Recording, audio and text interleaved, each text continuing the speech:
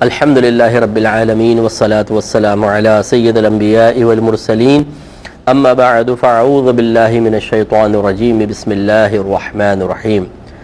الحمدللہ صبر کے موضوع پر کلام چل رہا تھا اور پچھلے پروگرام میں ہم نے آپ کو بتایا تھا کہ اظہار غضب سے رک جانا یہ بھی صبر کی ایک قسم ہے، اور غضب کا اظہار کرنا بعض صورتوں میں بے صبری کہلاتا ہے۔ صبر کے غصے کا میں نے آپ کو بتایا تھا کہ جب ناپسندیدہ کوئی کام ہوتا ہے، وہ کام جس کو نفس پسند نہیں کر رہا ہوتا، اور اس کی وجہ سے ہمارے دل میں نفرت اور ناپسندیدگی کے جذبات پیدا ہوتے ہیں، اس کو غصہ کہا جاتا ہے۔ اگر یہ اللہ تبارک و تعالیٰ کی رضا کی خاطر ہو تو اچھا ہے، اگر نفس کی خاطر ہو تو اچھا نہیں ہے۔ لیکن فی نفسی صرف غصہ آنا برا نہیں ہوتا ہے، کیونکہ یہ غیر اختیاری چیز ہے، اور غیر اختیاری چیز پر انسان کی گرفت نہیں ہوتی ہے۔ اختیاری یہ ہے کہ انسان کے قلب میں نفرت کے جذبات پیدا ہوئے اور پھر انسان اظہار غضب کے لیے کوئی طریقہ اپنا لے یا اس کی کوئی نوعیت اور صورت کو اختیار کر لے۔ مثلا آنکھوں سے گھور کے دیکھ لیا، ہاتھ سے مار دیا، پیر سے مار دیا، زبان سے برا بھلا کہہ دیا، تو یہ اظہار غضب کی صورتیں ہوتی ہیں۔ اب اگر اللہ تبارک و تعالیٰ کی رضا کی خاطر غصہ آیا ہے اور اظہار غضب میں آپ کو یقین ہے کہ سامنے والا گناہ سے بچ جائے گا یا گناہ سے نہیں بھی بچے گا لیکن فتنہ نہیں ہوگا، کسی کو نقصان نہیں ہوگا، تو پھر اظہار غضب محمود ہوتا ہے، کرنا چاہیے۔ اگر نہیں کریں گے تو بعض صورتوں میں گناہ گار بھی ہوں گے۔ اور اگر نفس کی خاطر غصہ آیا تو پھر اس کو پینا واجب ہوتا ہے، یعنی اس کا اظہار نہ کرنا لازم ہے۔ اگر اظہار کیا اور وہ کسی گناہ کا سبب بن جاتا ہے، مثلا دل آزاری ہو گئی یا آپ نے گالیاں بک دیں یا اور کسی طریقے سے نقصان پہنچا دیا، تو گناہ گار ہوں گے۔ تو میں آپ کی خدمت میں ذکر کر رہا تھا کہ بعض صورتوں میں ہمیں غصہ آنا چاہیے۔ جب کوئی خطا کر رہا ہے، گناہ کر رہا ہے، اکثر ایسی ہوتا ہے کہ جہاں غصے کا اظہار چاہیے وہاں ہم بالکل ٹھنڈے بیٹھے ہوتے ہیں۔ بیٹا نماز قضا کرے، بیوی نماز قضا کرے، کوئی فحش منظر چل رہا ہو گھر میں، گالیاں بکی جا رہی ہوں، حرام کما کے لایا جا رہا ہو، کوئی غصہ نہیں آئے گا۔ اور اگر نمک کم ہو گیا، مرچیں کم ہو گئیں، مرچیں تیز ہو گئیں، نمک تیز ہو گیا، کپڑے استری نہیں کیے تھے، گوشت صحیح نہیں گلا تھا، صفائی صحیح نہیں ہوئی تھی، تو پھر ہم ایسا ہائپر ہو جاتے ہیں اور گالیاں بکنا شروع کر دیتے ہیں۔ تو معلوم یہ ہوا کہ جہاں مطلوب شرع ہے، غصے کا اظہار شریعت چاہتی ہے، وہاں ہم بالکل جسٹ اپوزٹ معاملہ کرتے ہیں، اور جہاں شریعت یہ کہہ رہی ہوتی ہے غصہ پی جاؤ، غصہ نہ کرو، وہاں پہ ہم غصہ کر رہے ہوتے ہیں۔ یہی وجہ ہے کہ پھر ثواب میں کمی ہوتی ہے، گناہوں میں اضافہ ہوتا ہے، اور دنیاوی نقصانات ہماری طرف متوجہ ہوتے ہیں۔ ہمارے آقا صلی اللہ علیہ وسلم بھی اظہار غضب فرمایا کرتے تھے، لیکن ہماری والدہ سیدہ عائشہ صدیقہ رضی اللہ تعالی عنہا نے اس کا اصول یہ بیان فرمایا کہ نبی کریم صلی اللہ علیہ وسلم کبھی اپنی ذات کی خاطر غصے میں نہیں آیا کرتے تھے، لیکن اگر کوئی دین کا نقصان کرتا، دین کے کام میں کوتاہی کرتا، تو آپ جلال میں تشریف لاتے تھے۔ اسی طرح ایک صحابی نے عرض کی، یا رسول اللہ صلی اللہ علیہ وسلم، میں آپ جو بھی بات کہتے ہیں میں اس کو لکھ لیتا ہوں، کبھی آپ نارمل حالت میں ہوتے ہیں، کبھی آپ جلال میں بھی ہوتے ہیں، تو کسی نے مجھے منع کیا ہے کہ جب نبی کریم صلی اللہ علیہ وسلم جلال کی حالت میں ہو تو نہ لکھا کرو، تو کیا میں ایسا کروں؟ تو آپ نے ارشاد فرمایا، یعنی رحمت کونین صلی اللہ علیہ وسلم نے ارشاد فرمایا کہ میں کسی بھی حالت میں ہوں تم لکھ لیا کرو، اس لیے کہ حالت غضب میں بھی میری زبان سے سوائے حق کے اور کچھ نہیں نکلتا۔ یعنی گویا کہ نبی کریم صلی اللہ علیہ وسلم چونکہ اللہ تعالیٰ کی خاطر اظہار غضب فرما رہے ہیں، کوئی نفس کی خاطر نہیں کہ آؤٹ آف کنٹرول ہو جائے، تو اس لیے نبی کریم صلی اللہ علیہ وسلم کا اظہار غضب فرمانا بھی اللہ کی رضا کی خاطر، اور اس دوران بھی جو آپ کی زبان سے کلمات نکلتے ہیں وہ بالکل حق پر مشتمل ہوتے ہیں۔ تو لہٰذا معلوم یہ ہوا کہ اس سے کچھ باتیں پتہ چلیں کہ ایک تو غصہ آنا کوئی بری بات نہیں ہے۔ اگر غصہ آنا ہی برا ہوتا، چاہے کیسا بھی ہو، اللہ کے لیے ہو کہ نفس کی خاطر برا ہے، تو پھر یہ بری چیز نبی کریم صلی اللہ علیہ وسلم کے ساتھ کبھی بھی نہ ہوتی، کیونکہ اللہ تعالیٰ نے آپ کو عیوب سے، نقائص سے محفوظ رکھا ہے۔ دوسری بات یہ کہ غضب دو طرح کا ہوگا، ایک اللہ کی رضا کی خاطر اور ایک نفس کی خاطر، جیسے سیدہ عائشہ صدیقہ رضی اللہ تعالی عنہا نے تفصیل بیان کی۔ جب اللہ تعالیٰ کی رضا کی خاطر ہو تو اظہار غضب سنت ہے، اور جب نفس کی خاطر ہو تو پھر کبھی غصے میں انسان نہ آئے۔ جیسے میرے آقا صلی اللہ علیہ وسلم اور دیگر اکابرین سے بھی دیکھیں چیزیں ثابت ہیں۔ سرکار صلی اللہ علیہ وسلم طائف کے میدان میں گئے ہیں، نوجوانوں کو پیچھے لگا دیا گیا، پتھر مار رہے ہیں، اور کوئی کالر کھینچتا ہے، کوئی کپڑے کھینچتا ہے، کوئی دھکے دیتا ہے، معاذ اللہ۔ پورا علاقہ دیکھ رہا ہے، عورتیں بھی ہیں، بچے بھی ہیں۔ اس میں ایک مذہبی شخصیت اور ایک صاحب عزت آدمی، اگر آپ کو مثال کے طور پہ آپ کے پورے محلے میں گھسیٹا جائے، دھکے دیے جائیں اور سارے کے سارے دیکھ رہے ہوں، تو کس قدر انسان اپنے لیے برا محسوس کرتا ہے۔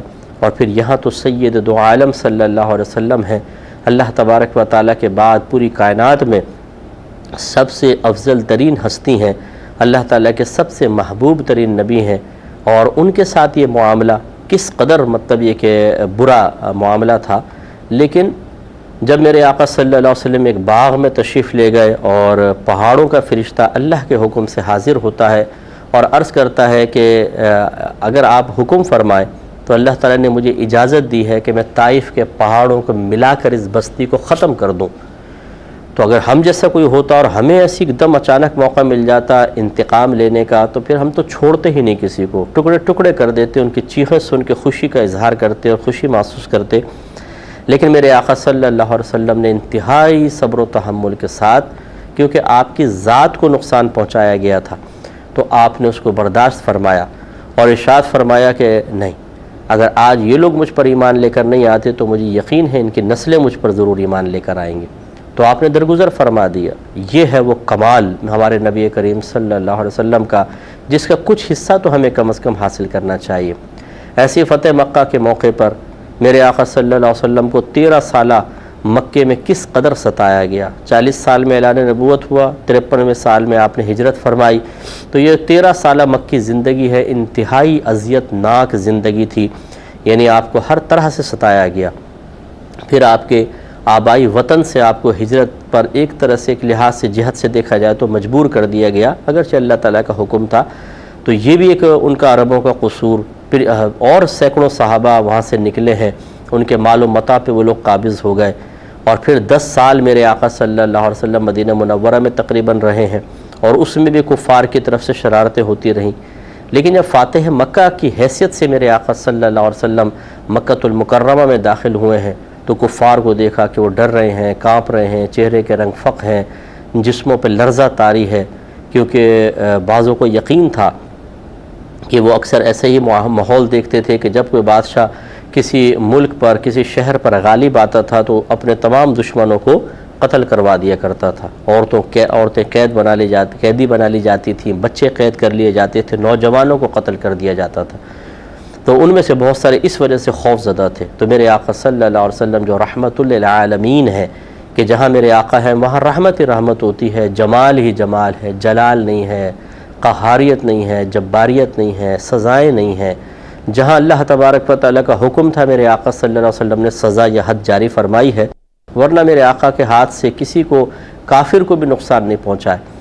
تو میرے آقا صلی اللہ علیہ وسلم نے ان کی یہ حالت دیکھ کر فرمایا کہ آج تم مجھ سے کس سلوک کی تمنا توقع رکھتے ہو؟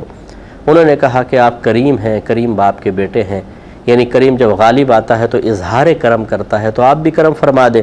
تو میرے آقا صلی اللہ علیہ وسلم نے فرمایا کہ لا تثریب علیکم اليوم، آج تم پر کوئی گرفت نہیں ہے، جاؤ میں نے تم سب کو آزاد کر دیا۔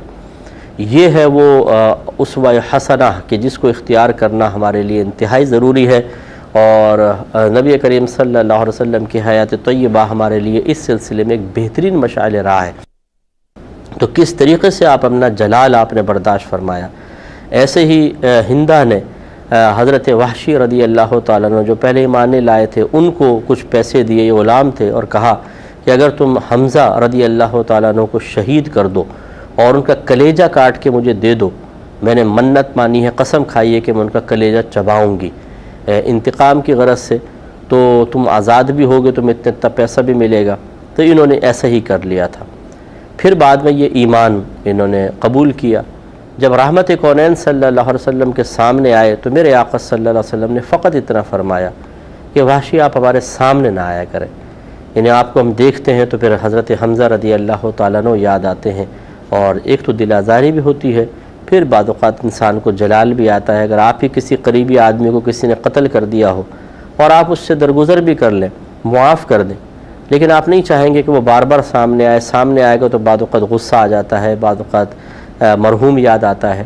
تو اس طرح میرے آقا صلی اللہ علیہ وسلم نے انتقام نہیں لیا، برداشت فرمایا ہے۔ ایک دفعہ ایک سفر سے واپس آ رہے تھے تو صحابہ کرام نے ایک درخت کے نیچے آپ کے لیے آرام کے لیے بستر وغیرہ بچھا دیا۔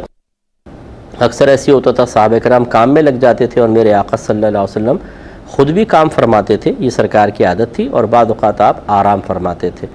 تو آپ لیٹے ہوئے تھے تو ایک وہاں پر کافر آ گیا، نبی کریم صلی اللہ علیہ وسلم کی تلوار درخت سے لٹکی ہوئی تھی، اس نے وہ تلوار نکال لی۔ سرکار صلی اللہ علیہ وسلم نے آنکھیں کھول دیں، اس نے کہا کہ اے محمد تمہیں مجھ سے کون بچا سکتا ہے؟ میرے آقا صلی اللہ علیہ وسلم کی زبان حق ترجمان سے نکلا کہ اللہ، اور ایسا وہ پر اثر کلمہ تھا کہ اس کے دل پر روب طاری ہو گیا، ہاتھ کانپا اور تلوار گر گئی۔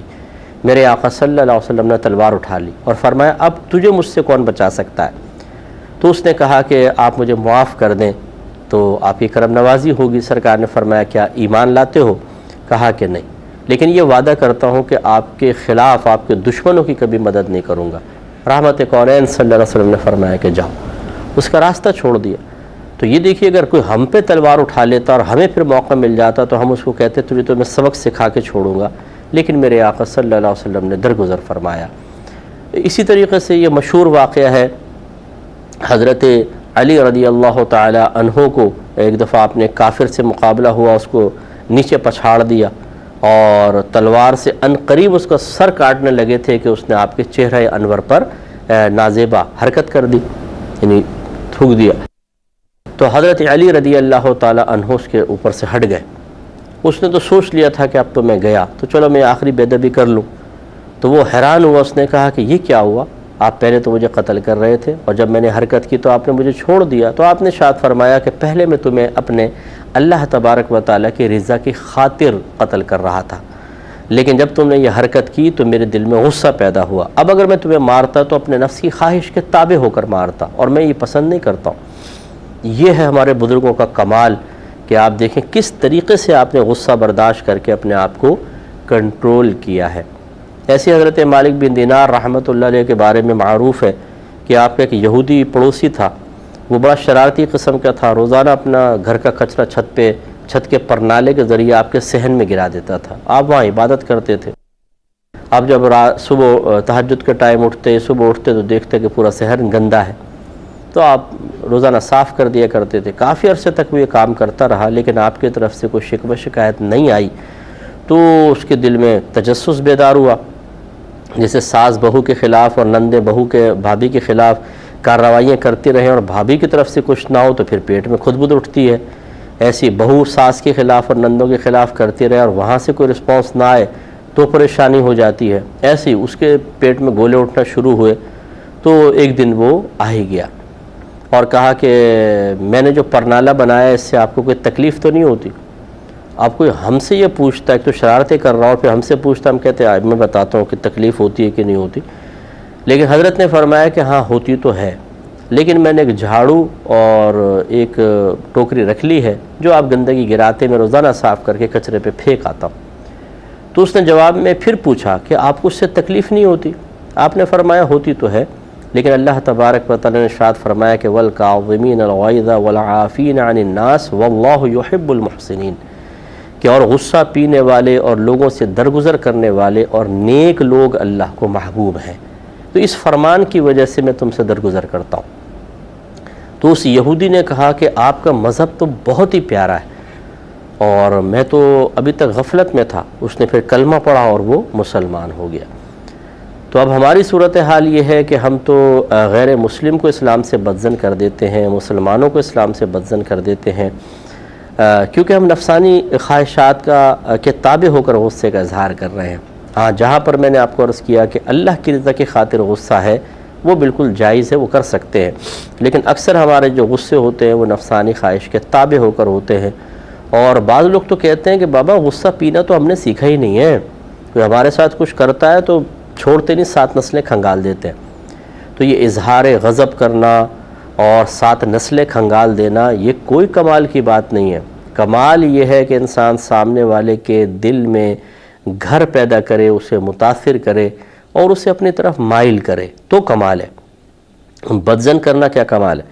تو خلاصہ کلام یہ ہے کہ ہمیں کوشش کرنی چاہیے کہ اپنے غصے کو پئیں، اس کی عادت ڈالیں۔ تو غصہ پینے کا مطلب یہی ہوتا ہے، یہ نہیں ہے کہ کوئی ٹونک ہے کہ آپ اس کو پی جائیں۔